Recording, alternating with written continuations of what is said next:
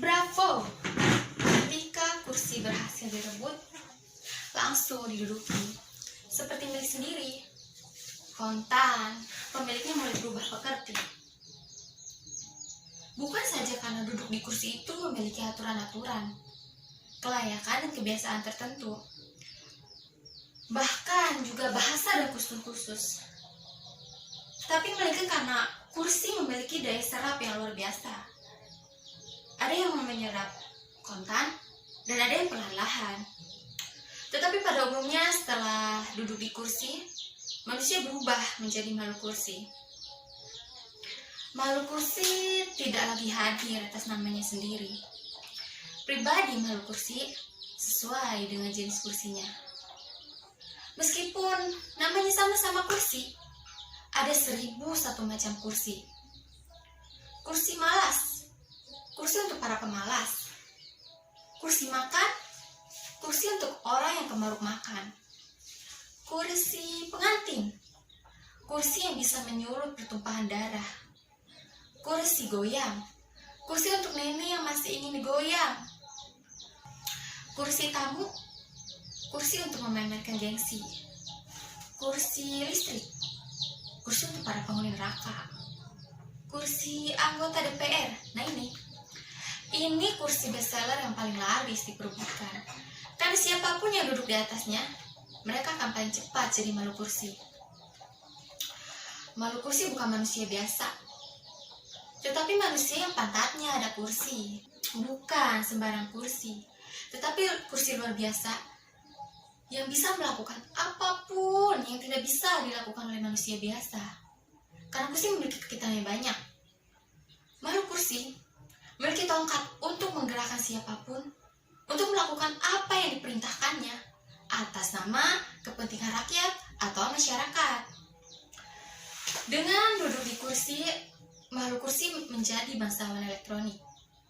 Dihargai, didahulukan, fasilitas VIP, hidupnya, kenyamanan, keluarganya dilindungi oleh kursi. Bahkan kesejahteraannya tidak terancam, karena akan memalukan rakyat apabila ada abdi rakyat yang makan di warteg ataupun naik angkot. Apalagi BO dan sikat gigi dikali. Mereka harus gendut, bahenol, banyak main SMS supaya duit tidak ngetem tahunan. Makhluk kursi itu awalnya manusia yang sederhana, banyak dari kampung miskin. Mereka sangat rendah hati, saling terbuka, tetapi tersulap drastis setelah menjadi makhluk kursi, lantaran disedot oleh kursinya sendiri. Bahkan begitu jauh berbeda dengan aslinya, sehingga mereka tidak dikenali oleh masa lalunya sendiri. Perubahan itu tentu saja mereka sadari, bahkan dengan sengaja dan antusias mereka lakukan. Karena itu memang tujuan utamanya, yaitu mengubah nasib agar lebih bergengsi dan nyaman. Perubahan itu awalnya bertentangan dengan hati nurani yang bersangkutan. Bahkan yang bersangkutan sempat menentangnya mati-matian. Tetapi justru karena mau menentang itulah agenda utamanya ikutan rebutan kursi. Tetapi apa daya, setelah menjadi makhluk kursi, sihir kursi menyedotnya perlahan. Ternyata bukan hanya makhluk kursi yang bernyawa. Kursi yang benda mati ini pun hidup. Kursi memiliki ambisi. Sergapan ambisinya halus, lembut, begitu sopan, sabar, mesra, bahkan sensual dan indah. Mata hati yang dikeroknya berubah perlahan-lahan, melemas, menerima aturan main yang baru. Bagaimana caranya berbicara? Apa yang harus diucapkan? Apa yang pura-pura tidak didengar? Bagaimana cara melihat yang tak ada? Dan apa yang pura-pura tidak dilihat meskipun mencolok mata? Dan apa yang pura-pura lupa meskipun harus dilakukan?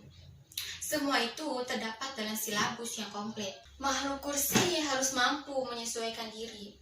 Lalu, Mereka memaafkan kejahatannya dengan membahasakan bahwa pengkhianatan yang mereka lakukan merupakan taktik dan strategi yang berkelit agar terus berjuang, bertahan membudayakan kursi. Meskipun pada akhirnya nanti kursi itu akan roboh kalau diduduki orang lain. Untuk keperluan memperebutkan kursi, diperkirakan uang belanjanya mulai dari 10M. Sebuah harga yang tidak masuk akal untuk kebanyakan rakyat jelata. Bahkan dengan hidup berkali-kali pun tidak akan mampu. Setengahnya pun tidak. Sebenarnya para makhluk kursi itu tidak mampu juga. Untungnya ada sponsor. Bagi yang melihat kursi sebagai kuda sembrani yang naik ke dunia surgawi, jelas matematikanya beda.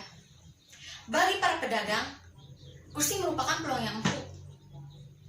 Kalau ada jaminan pasti menang, berapapun uang sajanya akan ditutup. Sekarang abad sponsor, sejatinya para penyandang dana lain bertarung. Para makhluk kursi itu hanya wayangnya. Akhirnya, kemenangan dikuntit dengan bayar utang di belakang. Tapi itu perkara nanti. Yang penting, rebut kursi, menang dulu. Ketika perhelatan akbar perebutan kursi dimulai, berbagai tontonan dimainkan hiruk pikuk. Pemilihan sebagai proses melahirkan pemimpin menjadi kontes bakul jamu adu penampilan, jua janji dan mimpi. Dan masyarakat yang suka hiburan karena butuh kegiatan, karena kebanyakan pengangguran kan, mereka menyerbu menjadi peserta dengan semangat yang menggebu-gebu. Perebutan kursi menjadi perang tanding kekuatan yang tidak membutuhkan uang yang sedikit, bahkan seringkali juga nyawa. Dan yang paling menyedihkan ialah setelah ketahuan siapa yang berhak duduk di kursi, yang kalah protes, minta permainan diulang. Begitu kursi diduduki, tak terkecuali oleh pantatnya sendiri, energinya habis. Perjuangannya dianggap selesai. Hari-hari selanjutnya ialah menikmati dan merayakan kursi. Sedangkan beban kerja yang seharusnya menjadi tugas seorang makhluk kursi dilupakan. Tahun pertama, proses belajar. Banyak salah, wajar. Tahun kedua itu sudah mulai mencium dan menjajaki peluang. Tahun ketiga mulai ngebut bayar utang dan mengumpulkan untuk masa depan. 2 tahun sisanya adalah tahun kecemasan. Takut kursinya direbut oleh orang lain. Jadi bagaimana caranya agar kursi itu tidak berhasil diduduki orang lain? Untuk itu kembali diperlukan duit.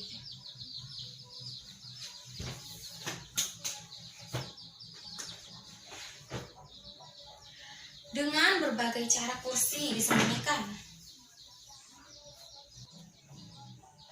Peluang terobosan lawan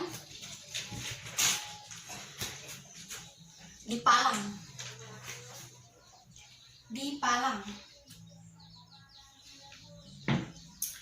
Para makhluk kursi itu bergentayangan, keliling lapangan, jual kecap, segala macam aksesoris, parfum, dan kosmetik dikenakan supaya terlihat seksi ketika dipilih. Kursi kelihatannya nerimo, pasrah saja disatroni. Tapi sejatinya bukan kursi yang terus ditunggangi, tapi justru kursi yang mengembat habis manusia. Aduh, begini nih kalau sudah tidak punya kursi.